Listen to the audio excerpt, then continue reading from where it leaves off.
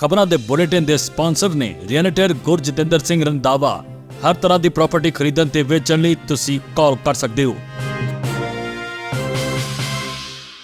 ਸਤਿ ਸ਼੍ਰੀ ਅਕਾਲ ਜੀ, ਤੁਸੀਂ ਦੇਖ ਰਹੇ ਹੋ ਪੰਜਾਬ ਮਿਲ USA TV ਤੇ ਮੈਂ ਸੁਰਭੀ। ਖਬਰਾਂ ਦੇ ਇਸ ਬੁਲੇਟਿਨ 'ਚ ਬਹੁਤ-ਬਹੁਤ ਸਵਾਗਤ। ਪੇਸ਼ ਆਨ ਦੇਸ਼ ਤੇ ਵਿਦੇਸ਼ ਨਾਲ ਜੁੜੀਆਂ ਹੋਈਆਂ ਕੁਝ ਖਾਸ ਤੇ ਚੋਣਵੀਆਂ ਖਬਰਾਂ। ਇੱਕ ਗਲਤੀ ਦੇ ਨਾਲ ਅਮਰੀਕਾ ਜਾਣ ਤੇ ਲੱਗ ਸਕਦੀ ਹੈ ਪੱਕੀ ਰੋਕ, ਲੋਕਾਂ ਲਈ ਜਾਰੀ ਹੋਈ ਐਡਵਾਈਜ਼ਰੀ। UK ਜਾਣ ਦੇ ਚਾਹਵਾਨਾਂ ਲਈ ਵੱਡਾ ਝਟਕਾ, ਸਰਕਾਰ ਨੇ ਵੀਜ਼ਾ ਨਿਯਮਾਂ 'ਚ ਕੀਤਾ ਵੱਡਾ ਬਦਲਾਅ। ਪੰਜਾਬ 'ਚ ਵੱਡੇ ਅੱਤਵਾਦੀ ਹਮਲੇ ਦਾ ਖਤਰਾ, ਘੁੰਮ ਰਹੇ 32 ਅੱਤਵਾਦੀ। ਸਾਬਕਾ ਅਮਰੀਕੀ ਰਾਸ਼ਟਰਪਤੀ ਨੂੰ ਹੋਇਆ ਪ੍ਰੋਸਟੇਟ ਕੈਂਸਰ, ਹੱਡੀਆਂ ਤੱਕ ਫੈਲ ਚੁੱਕੀ ਹੈ ਬਿਮਾਰੀ। ਰੇਲ ਗੱਡੀ ਦੀ ਚਪੇਟ 'ਚ ਆਏ ਪੈਦਲ ਯਾਤਰੀ, 2 ਲੋਕਾਂ ਦੀ ਮੌਤ, 1 ਲਾਪਤਾ। ਡੋਨਾਲਡ ਟਰੰਪ ਨੇ ਦਿੱਤਾ ਵੱਡਾ ਬਿਆਨ, ਪੁਤਿਨ ਦੇ ਨਾਲ ਗੱਲ ਕਰਨ ਦਾ ਐਲਾਨ। ਹੁਣ ਇਹਨਾਂ ਖਬਰਾਂ ਦਾ ਵਿਸਥਾਰ, ਇਸ ਦੇ ਨਾਲ ਹੀ ਦੇਸ਼ ਤੇ ਵਿਦੇਸ਼ ਨਾਲ ਜੁੜੀਆਂ ਹੋਈਆਂ तमाम ਖਬਰਾਂ।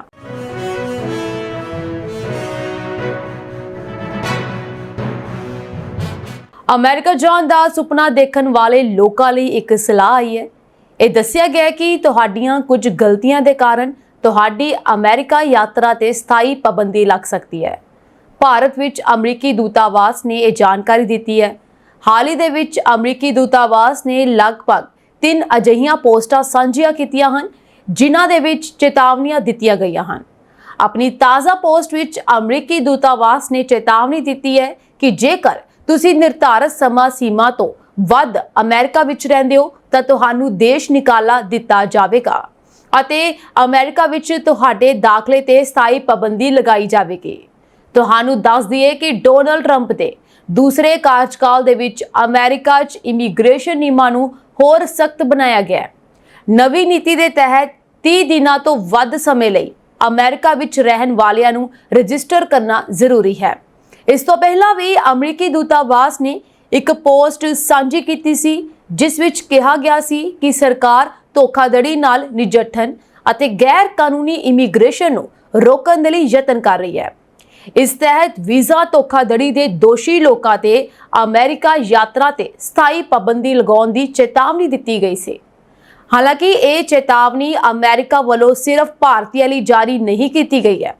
ਇਹ ਚੇਤਾਵਨੀ ਅਮਰੀਕਾ ਦੀ ਯਾਤਰਾ ਕਰਨ ਵਾਲੇ ਹਰ ਦੇਸ਼ ਦੇ ਨਾਗਰਿਕਾਂ ਲਈ ਹੈ। ਇਹ ਚੇਤਾਵਨੀ ਵਰਕ ਵੀਜ਼ਾ, ਸਟੂਡੈਂਟ ਵੀਜ਼ਾ ਅਤੇ ਟੂਰਿਸਟ ਵੀਜ਼ਾ ਤੇ ਯਾਤਰਾ ਕਰਨ ਵਾਲੇ ਹਰੇਕ ਵਿਅਕਤੀ ਲਈ ਜਾਰੀ ਕੀਤੀ ਗਈ ਹੈ। UK ਨੇ ਆਪਣੀਆਂ ਇਮੀਗ੍ਰੇਸ਼ਨ ਨੀਤੀਆਂ ਵਿੱਚ ਵੱਡੇ ਬਦਲਾਅ ਕਰਦੇ ਹੋਏ ਭਾਰਤ ਸਮੇਤ ਹੋਰ ਦੇਸ਼ਾਂ ਤੋਂ ਆਉਣ ਵਾਲੇ ਕਾਮਿਆਂ ਲਈ ਨਵੇਂ ਅਤੇ ਸਖਤ ਨਿਯਮ ਲਾਗੂ ਕੀਤੇ ਹਨ। ਇਹ ਨਵੇਂ ਨਿਯਮ 18 ਮਈ 2025 ਨੂੰ ਜਾਰੀ ਕੀਤੇ ਗਏ ਇਮੀਗ੍ਰੇਸ਼ਨ ਵਾਈਟ ਪੇਪਰ ਰਾਹੀਂ ਲਾਗੂ ਕੀਤੇ ਗਏ ਹਨ। ਇਨ੍ਹਾਂ ਤਬਦੀਲੀਆਂ ਅਨੁਸਾਰ ਹੁਣ ਕੰਮ ਕਰਨ ਲਈ UK ਜਾਣ ਦੇ ਚਾਹਵਾਨ ਲੋਕਾਂ ਨੂੰ RQF ਲੈਵਲ 6 ਜਾਂ ਉਸ ਤੋਂ ਉੱਚੀ ਯੋਗਤਾ ਜਿਵੇਂ ਕਿ ਡਿਗਰੀ ਦੀ ਲੋੜ ਹੋਏਗੀ। ਪਹਿਲਾਂ ਇਹ ਸੀਮਾ RQF 3 ਸੀ, ਯਾਨੀ ਕਿ A ਲੈਵਲ ਸੀ। ਸੋ ਇਸ ਤੋਂ ਇਲਾਵਾ ਸਕਿਲਡ ਵਰਕਰ ਵੀਜ਼ਾ ਲਈ ਤਨਖਾਹ ਦੀ ਘੱਟੋ-ਘੱਟ ਸੀਮਾ ਵਿੱਚ ਵਾਧਾ ਕੀਤਾ ਗਿਆ, ਜਿਸ ਨਾਲ ਨੌਕਰੀ ਲੱਭਣ ਦੀ ਪ੍ਰਕਿਰਿਆ ਹੋਰ ਮੁਸ਼ਕਿਲ ਹੋ ਸਕਦੀ ਹੈ। ਇਨ੍ਹਾਂ ਨਵੇਂ ਨਿਯਮਾਂ ਮੁਤਾਬਕ ਲੋ ਸਕਿਲਡ ਨੌਕਰੀਆਂ ਲਈ ਵਿਦੇਸ਼ੀ ਕਾਮਿਆਂ ਨੂੰ ਮਿਲਣ ਵਾਲੀਆਂ ਵੀਜ਼ਾ ਰਾਹਤਾਂ ਨੂੰ ਘਟਾਇਆ ਗਿਆ ਹੈ। ਇਸ ਤੋਂ ਇਲਾਵਾ ਸਪਾਊਸ ਤੇ ਫੈਮਿਲੀ ਵੀਜ਼ਾ ਪ੍ਰਕਿਰਿਆ ਹੋਰ ਸਖਤ ਬਣਾਈ ਗਈ ਹੈ। ਹੁਣ ਵਿਦੇਸ਼ੀ ਕਾਮਿਆਂ ਅਤੇ ਉਹਨਾਂ ਦੇ ਪਰਿਵਾਰਕ ਮੈਂਬਰਾਂ ਲਈ ਅੰਗਰੇਜ਼ੀ ਭਾਸ਼ਾ ਦੀ ਯੋਗਤਾ ਦਰਸਾਉਣਾ ਜ਼ਰੂਰੀ ਹੋਵੇਗਾ। ਇਹ ਨਵੇਂ ਨਿਯਮ ਭਾਰਤੀਆਂ ਸਣੇ ਹੋਰ ਵਿਦੇਸ਼ੀ ਕਾਮਿਆਂ ਲਈ UK ਵਿੱਚ ਨੌਕਰੀ ਲੱਭਣ ਅਤੇ ਸਥਾਈ ਹੋਣ ਦੀ ਪ੍ਰਕਿਰਿਆ ਨੂੰ ਹੋਰ ਮੁਸ਼ਕਲ ਬਣਾਉਣਗੇ, ਖਾਸ ਕਰਕੇ ਉਹ ਲੋਕ ਜੋ ਲੋ ਸਕਿਲਡ ਜਾਂ ਮੀਡੀਅਮ ਸਕਿਲਡ ਨੌਕਰੀਆਂ ਦੀ ਤਲਾਸ਼ ਵਿੱਚ ਹਨ। ਉਹਨਾਂ ਦੇ ਲਈ ਇਹ ਨਿਯਮ ਵੱਡੀ ਚੁਣੌਤੀ ਪੇਸ਼ ਕਰਨਗੇ। UK ਦੇ ਪ੍ਰਧਾਨ ਮੰਤਰੀ ਕੀਰ ਸਟਾਰਮਰ ਨੇ ਕਿਹਾ ਹੈ ਕਿ ਇਹ ਤਬਦੀਲੀਆਂ ਦੇਸ਼ ਦੀਆਂ ਸਰਹੱਦਾਂ ਤੇ ਕਾਬੂ ਵਧਾਉਣ ਅਤੇ ਸਥਾਨਕ ਕਾਮਿਆਂ ਨੂੰ ਤਰਜੀਹ ਦੇਣ ਲਈ ਕੀਤੀਆਂ ਗਈਆਂ ਹਨ। ਉਹਨਾਂ ਦੇ ਅਨੁਸਾਰ UK ਵਿੱਚ ਰਹਿਣਾ ਇੱਕ ਖਾਸ ਅਧਿਕਾਰ ਹੈ ਜੋ ਕਿ ਯੋਗਤਾ ਅਤੇ ਯੋਗਦਾਨ ਰਾਹੀਂ ਹਾਸਲ ਕੀਤਾ ਜਾਣਾ ਚਾਹੀਦਾ ਹੈ। ਅਮਰੀਕੀ agency federal bureau of investigation FBI ਨੇ ਨੈਸ਼ਨਲ ਇਨਵੈਸਟੀਗੇਸ਼ਨ ਏਜੰਸੀ ਯਾਨੀ NIA ਦੇ ਨਾਲ ਅੱਤਵਾਦੀ ਹਰਪ੍ਰੀਤ ਸਿੰਘ ਉਰਫ ਹੈਪੀ ਪਾਸੀਆ ਦੇ ਪੰਜਾਬ ਵਿੱਚ ਅੱਤਵਾਦੀ ਮੋਡਿਊਲ ਦਾ ਬਲੂਪ੍ਰਿੰਟ ਸਾਂਝਾ ਕੀਤਾ ਹੈ।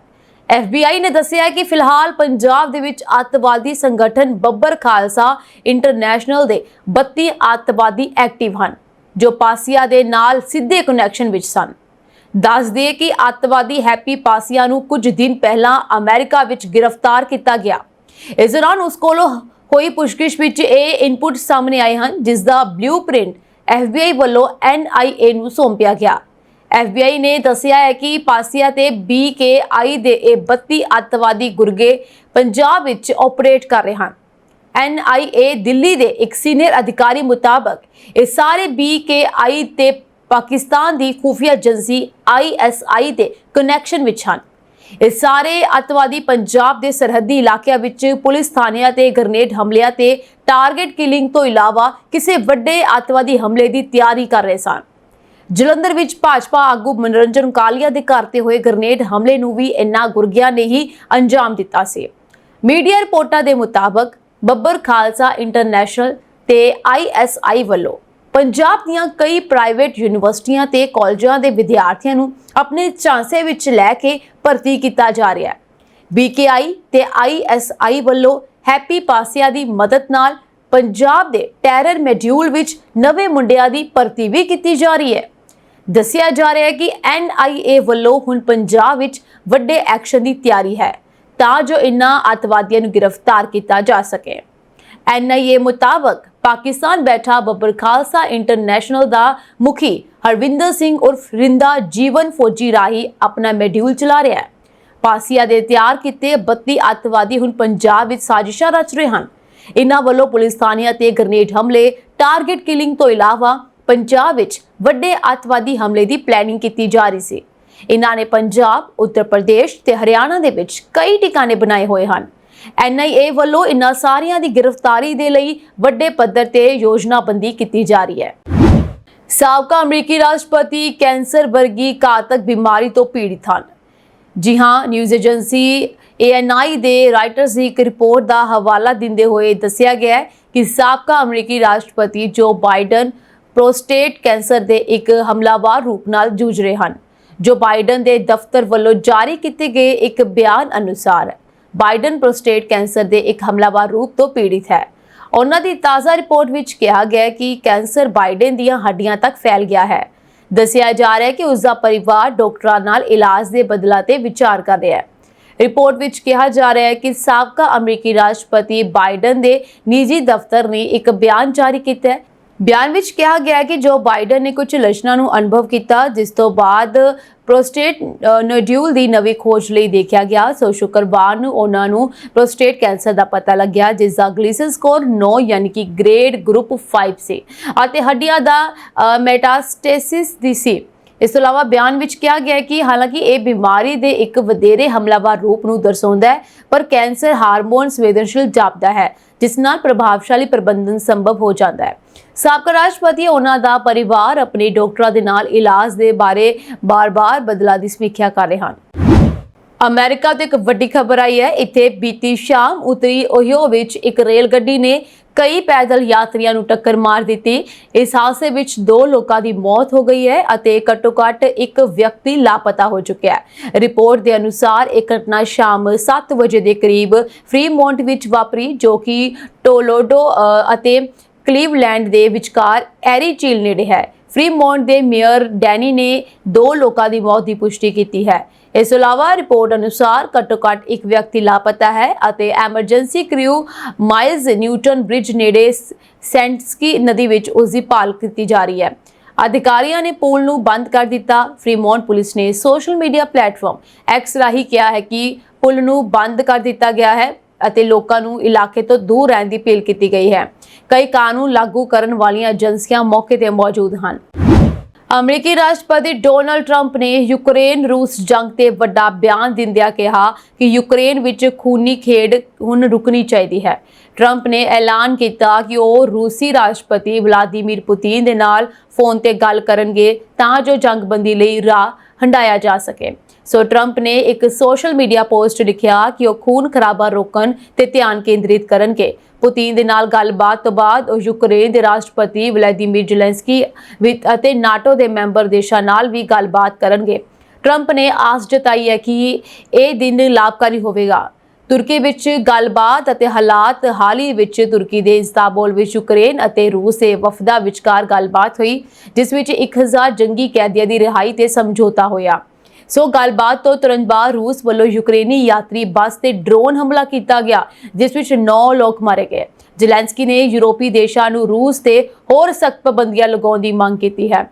ਇਸ ਤੋਂ ਇਲਾਵਾ ਅਮਰੀਕੀ ਵਿਦੇਸ਼ ਮੰਤਰੀ ਮਾਰਕੋ ਰੂਬੀਓ ਨੇ ਰੂਸੀ ਵਿਦੇਸ਼ ਮੰਤਰੀ ਲਾਵਰੋਵ ਨਾਲ ਗੱਲਬਾਤ ਕੀਤੀ ਅਤੇ ਜੰਗੀ ਕੈਦੀਆਂ ਤੇ ਆਦਾਨ ਪ੍ਰਦਾਨ ਤੇ ਚਰਚਾ ਕੀਤੀ।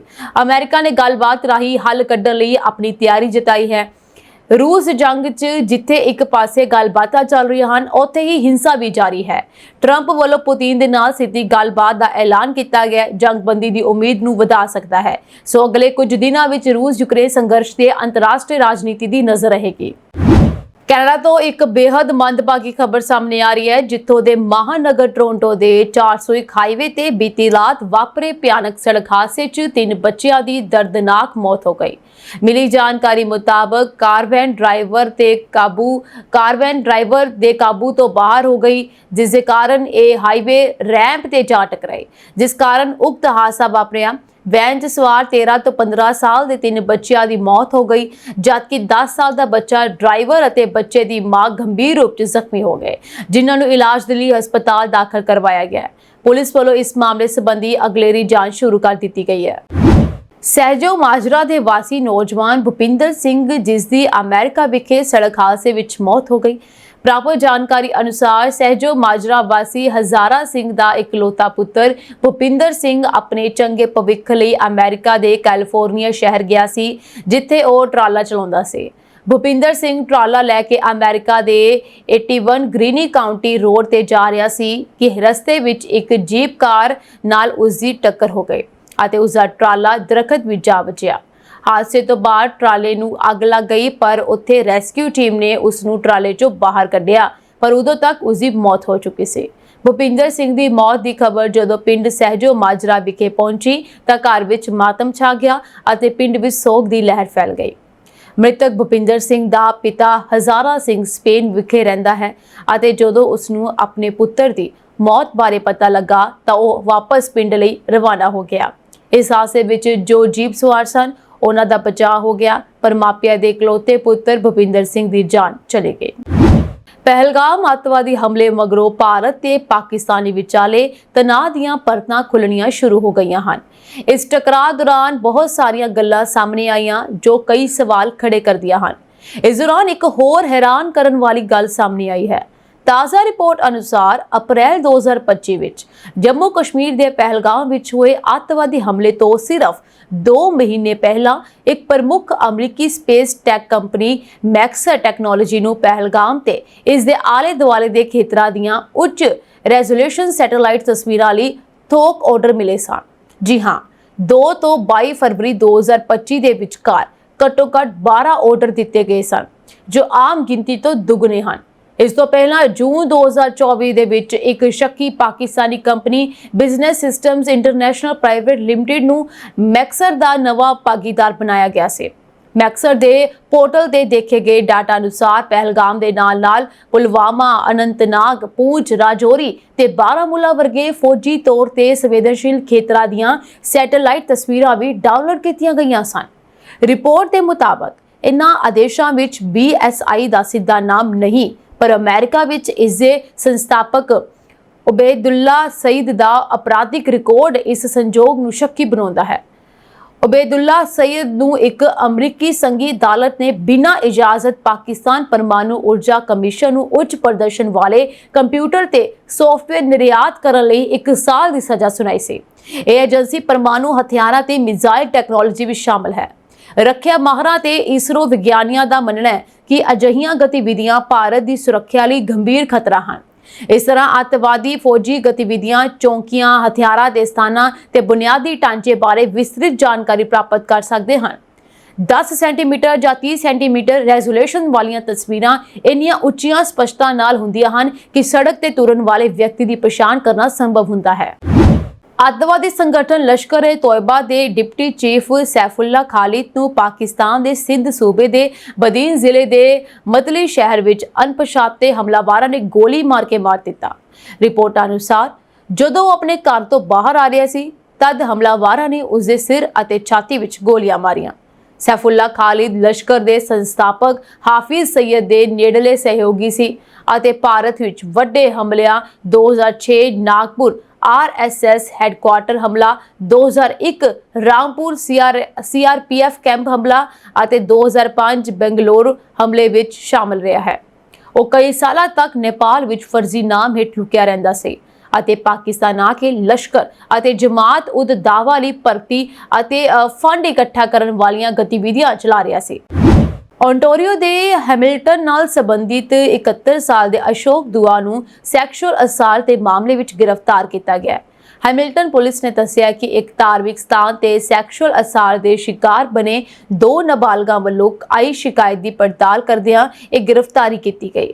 ਪੁਲਿਸ ਵੱਲੋਂ ਅਸ਼ੋਕ ਦੁਆ ਵਿਰੁੱਧ ਸੈਕਸ਼ੂਅਲ ਅਸਾਲਟ, ਸੈਕਸ਼ੂਅਲ ਇੰਟਰਫੇਰੈਂਸ ਅਤੇ ਰਿਹਾਈ ਸ਼ਰਤਾਂ ਦੀ ਪਾਲਣਾ ਕਰਨ ਦੇ 2 ਦੋਸ਼ ਆਇਦ ਕੀਤੇ ਗਏ ਹਨ।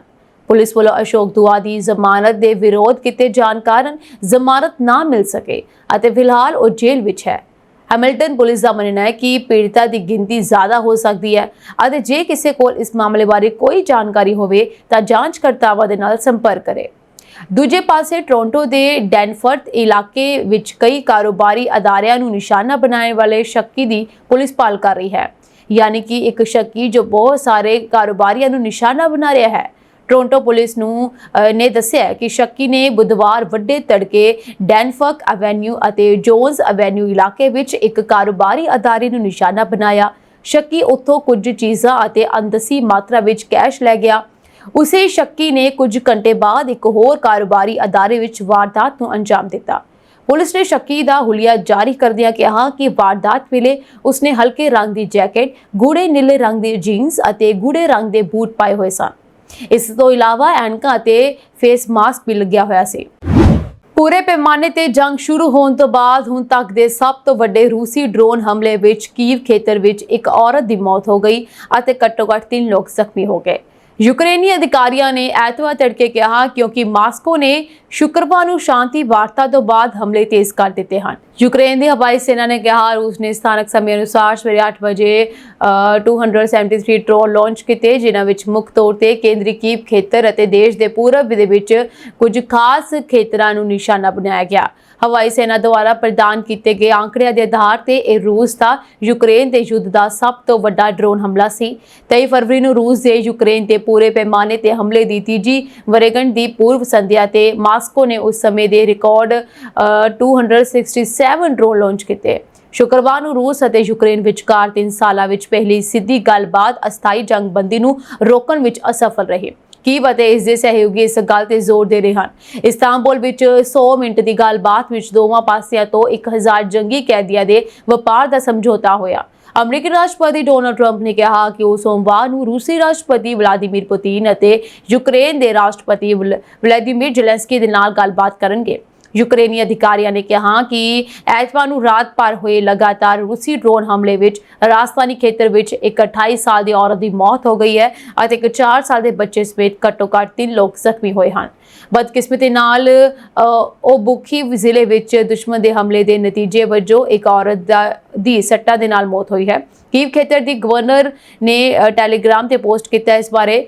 ਕੀਵ ਅਤੇ ਇਸ ਦੇ ਆਲੇ ਦੁਆਲੇ ਦੇ ਖੇਤਰ ਦੇ ਨਾਲ-ਨਾਲ ਯੂਕਰੇਨ ਦੇ ਪੂਰਬੀ ਹਿੱਸੇ ਨੂੰ ਰਾਤ ਭਰ ਲਗਾਤਾਰ 9 ਘੰਟਿਆਂ ਲਈ ਛਾਪੇਮਾਰੀ ਦੀਆਂ ਚੇਤਾਵਨੀਆਂ ਦਿੱਤੀਆਂ ਗਈਆਂ। ਇਸ ਤੋਂ ਪਹਿਲਾਂ ਕਿ ਉਹਨਾਂ ਨੂੰ ਸਥਾਨਕ ਸਮੇਂ ਅਨੁਸਾਰ ਸਵੇਰੇ 9 ਵਜੇ ਬੰਦ ਕਰ ਦਿੱਤਾ ਗਿਆ। ਫੌਜ ਨੇ ਟੈਲੀਗ੍ਰਾਮ ਤੇ ਕਿਹਾ ਕਿ ਹਵਾਈ ਰੱਖਿਆ ਇਕਾਈਆਂ ਹਮਲਿਆਂ ਨੂੰ ਰੋਕਣ ਦੀ ਕੋਸ਼ਿਸ਼ ਵਿੱਚ ਕਈ ਵਾਰ ਲੱਗੀਆਂ ਹੋਈਆਂ ਸਨ। ਪਾਕਿਸਤਾਨ ਵਿੱਚ ਇੱਕ ਵਾਰ ਫਿਰ ਭੂਚਾਲ ਕਾਰਨ ਧਰਤੀ ਕੰਬ ਉੱਠੀ। ਐਤਵਾਰ ਰਾਤ ਪਾਕਿਸਤਾਨ ਦੇ ਕੁਝ ਹਿੱਸਿਆਂ ਵਿੱਚ ਭੂਚਾਲ ਦੇ ਝਟਕੇ ਮਹਿਸੂਸ ਕੀਤੇ ਗਏ। ਇਸ ਦੀ ਤੀਬਰਤਾ 4.7 ਮਾਪੀ ਗਈ। ਹਾਲਾਂਕਿ ਵੱਡੀ ਗੱਲ ਇਹ ਹੈ ਕਿ ਕਿਸੇ ਵੀ ਕਿਸਮ ਦੇ ਨੁਕਸਾਨ ਦੀ ਕੋਈ ਖਬਰ ਸਾਹਮਣੇ ਨਹੀਂ ਆਈ ਹੈ। ਪਿਛਲੇ ਸੋਮਵਾਰ ਨੂੰ ਵੀ ਪਾਕਿਸਤਾਨ ਵਿੱਚ ਭੂਚਾਲ ਆਇਆ ਸੀ। ਇੱਥੇ ਪਿਛਲੇ 15 ਦਿਨਾਂ ਵਿੱਚ 3 ਵਾਰੀ ਭੂਚਾਲ ਆ ਚੁੱਕਿਆ ਹੈ। ਪਾਕਿਸਤਾਨ ਦੇ ਨਾਲ-ਨਾਲ ਚੀਨ ਅਤੇ ਮਿਆਂਮਾਰ ਵਿੱਚ ਵੀ ਹਾਲ ਹੀ ਵਿੱਚ ਭੂਚਾਲ ਆਇਆ ਸੀ। ਇਸ ਤੋਂ ਇਲਾਵਾ ਨਿਊਜ਼ ਦੇ ਮੁਤਾਬਕ ਐਤਵਾਰ ਰਾਤ ਪਾਕਿਸਤਾਨ ਦੇ ਸਵਾਤ ਜ਼ਿਲ੍ਹੇ ਅਤੇ ਆਸ-ਪਾਸ ਭੂਚਾਲ ਦੇ ਝਟਕੇ ਮਹਿਸੂਸ ਕੀਤੇ ਗਏ। ਭੂਚਾਲ ਦੀ ਗਹਿਰਾਈ 205 ਕਿਲੋਮੀਟਰ ਦਰਜ ਕੀਤੀ ਗਈ ਹੈ। ਅਫਗਾਨਿਸਤਾਨ ਅਤੇ ਪਾਕਿਸਤਾਨ ਦੇ ਉੱਤਰੀ ਇਲਾਕਿਆਂ ਵਿੱਚ ਫੈਲੀ ਹੋਈ ਹਿੰਦੂ ਕੁਸ਼ ਪਹਾੜੀ ਲੜੀ ਵਿੱਚ ਅਕਸਰ ਭੂਚਾਲ ਆਉਂਦੇ ਰਹਿੰਦੇ ਹਨ। ਇਹ ਝਟਕੇ ਮਿੰਗੋਰਾ ਅਤੇ ਉਸਦੇ ਆਸ-ਪਾਸ ਦੇ ਇਲਾਕਿਆਂ ਸਮੇਤ ਸਵਾਤ ਦੇ ਕਈ ਹਿੱਸਿਆਂ ਵਿੱਚ ਮਹਿਸੂਸ ਕੀਤੇ ਗਏ। ਹਾਲੀਆ ਦਿਨਾਂ ਵਿੱਚ ਪਾਕਿਸਤਾਨ ਕਈ ਵਾਰੀ ਭੂਚਾਲ ਨਾਲ ਕੰਬ ਚੁੱਕਿਆ ਹੈ। ਇਸ ਤੋਂ ਪਹਿਲਾਂ 12 ਮਈ ਅਤੇ 5 ਮਈ ਨੂੰ ਵੀ ਪਾਕਿਸਤਾਨ ਵਿੱਚ ਭੂਚਾਲ ਦੇ ਝਟਕੇ ਮਹਿਸੂਸ ਕੀਤੇ ਗਏ ਸਨ, ਜਿਸ ਕਾਰਨ ਲੋਕਾਂ ਵਿੱਚ ਦਹਿਸ਼ਤ ਫੈਲ ਗਈ ਸੀ। 5 ਮਈ ਨੂੰ ਭੂਚਾਲ ਦੁਪਹਿਰ ਲਗਭਗ 4 ਵਜੇ ਆਇਆ ਸੀ, ਜਿਸ ਦੀ ਤੀਬਰਤਾ ਰਿਐਕਟਰ ਪੈਮਾਨੇ ਤੇ 4.2 ਦਰਜ ਕੀਤੀ ਗਈ।